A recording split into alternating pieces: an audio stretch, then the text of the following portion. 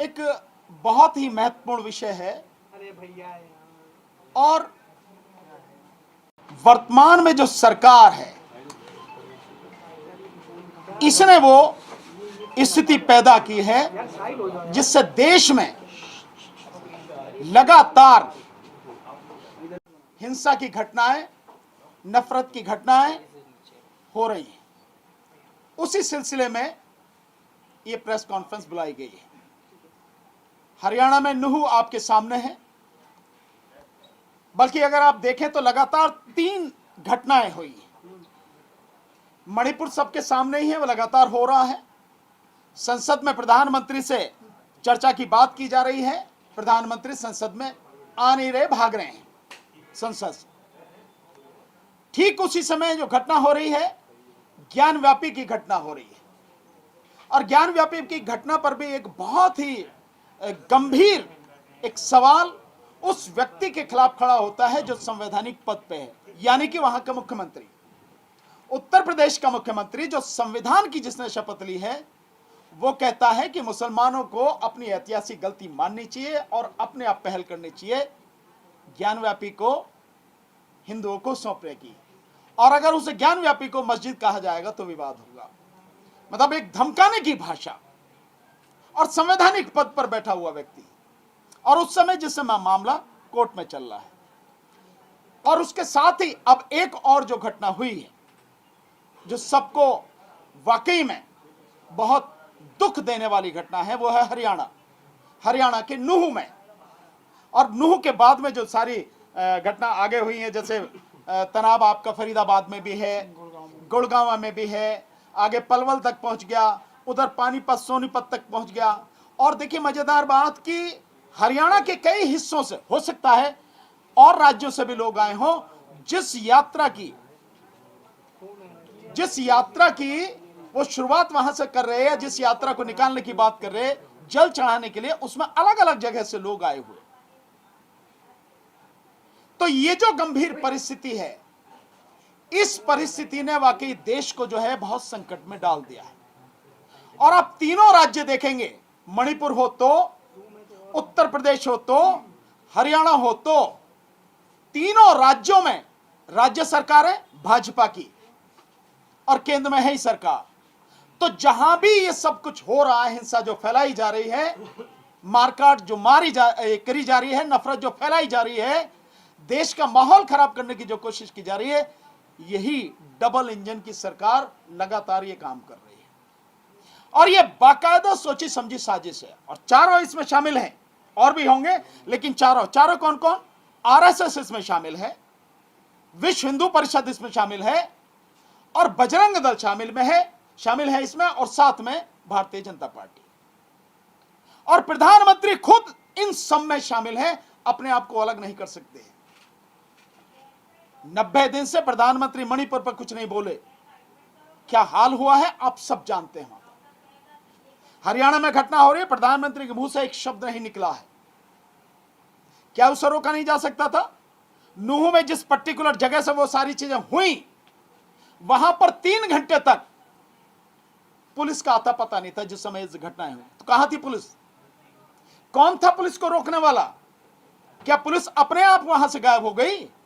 या ऊपर से कोई आदेश था कि भी कुछ होने दो, कुछ करना नहीं? और जो सवाल सामने आ रहे हैं, खुद बीजेपी के सांसद, विधायक और मंत्री ये सवाल उठा रहे हैं कि आप शोभा यात्रा लेके जा रहे हैं, उसमें हथियारों का क्या काम है? और हथियार भी अत्याधुनिक हथियार हैं, रिवॉल्वर हैं, पिस्टल हैं, राइफल्स हैं, साथ में तलवार तो आम ही हो गई है उनके लिए। ये कैसी शोभा यात्रा है?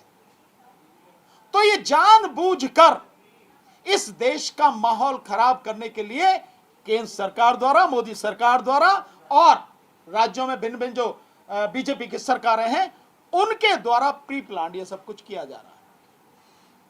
और ऐसा लगता है कि जो सतपाल मलिक जी, जो पूर्व गवर्नर हैं, वो जो बात कह रहे हैं, लगता है इन सब घटनाओं को देख के कि उनकी बात, एक एक बात उनकी सही साबित होगी। जैसे जैसे चुनाव, केंद्र का लोकसभा का चुनाव पास में आता जा रहा है, और उससे पहले आप जानते हैं 4 राज्यों के चुनाव होने हैं, राजस्थान, मध्य प्रदेश, छत्तीसगढ़ और तेलंगाना। उनके चुनाव तो नवंबर दिसंबर में ही होने हैं। और फिर उसके बाद में जो है अप्रैल मई में चुनाव होना है लोकसभा का। तो ये जो सारी चीजें हो रही हैं, उस देखते देखते हर जगह ये माहौल हो रहा है। नोएडा में भी एक बड़ी मतलब उसकी वो हुई है, उसके खिलाफ रैली वगैरह हुई है उसके संबंध में। और एक और मजेदार जो बात है कि इसके सिलसिले में आरएसएस कई जगह पर आंदोलन करने की और यूं कहें कि वो प्रदर्शन करने की अनुमति मांग रहा है, जिसमें सुप्रीम कोर्ट ने कहा कि भाई ये तो प्रशासन का काम है, वो अपना काम करें। प्रशासन यहां किस बात के लिए आया है? पुलिस अपना काम करे। 23 जगह के लिए तो केवल दिल्ली में ही आरएसएस कह रहा है प्रदर्शन करने की। क्या है इसका मतलब? इसका मतलब साफ है कि जब जो जनता के जुड़े हुए जितने भी मुद्दे हैं उन पर आप पूरी तरह से फेल हो चुके हो। 3 महीने से मणिपुर में हिंसा चल रही है, संसद में आप जवाब नहीं दे रहे।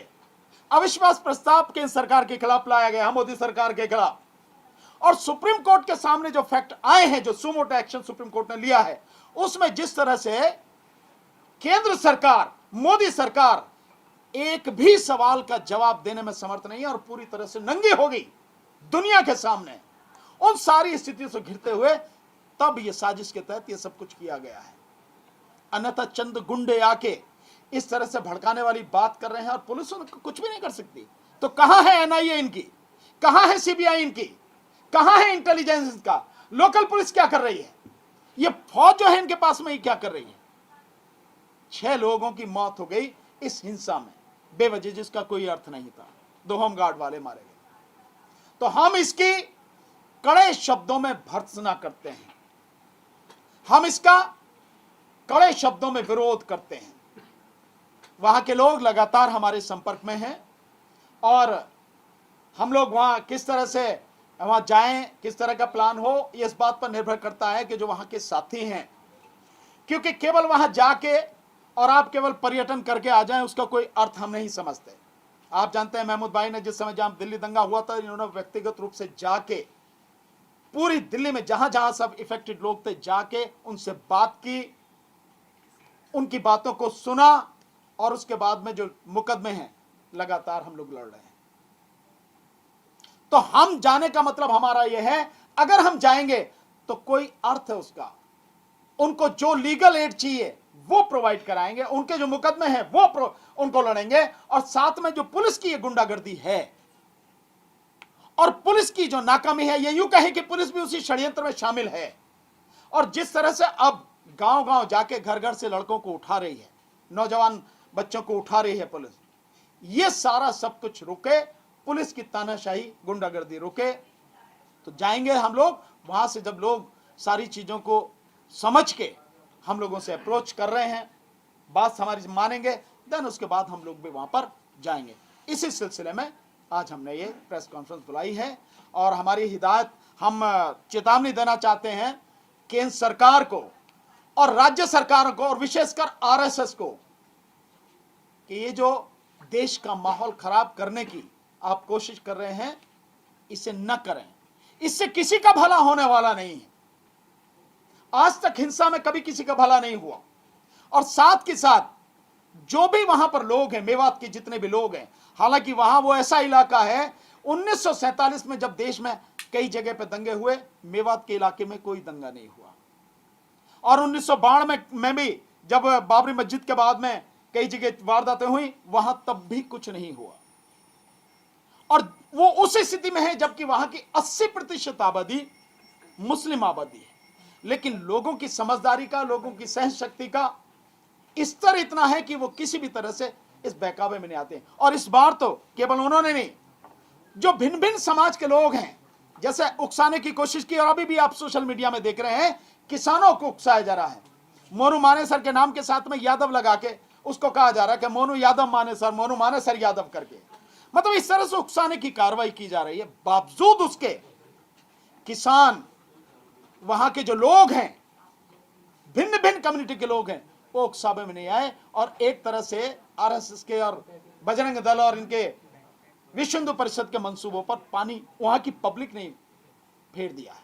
पर फिर भी ये घटनाएं दुखद है और सोशल मीडिया के माध्यम से जो इनके आईटी सेल के कीड़े हैं, तनखैया कीड़े, ये लगातार जो गंदगी फैला रहे हैं उससे माहौल कभी भी बिगड़ सकता है।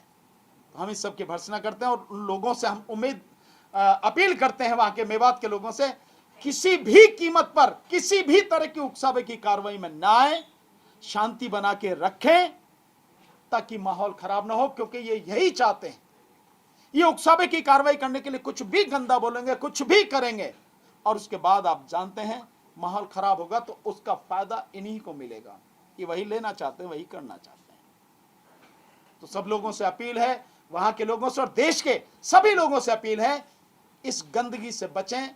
और जिस तरह से अब आप पब्लिक इनका जवाब देने लगी है, उसी तरह से लगातार इनके हर मंसूबों को फेल करें ताकि देश का माहौल बिगड़े नहीं, शांति व्यवस्था बनी रहे।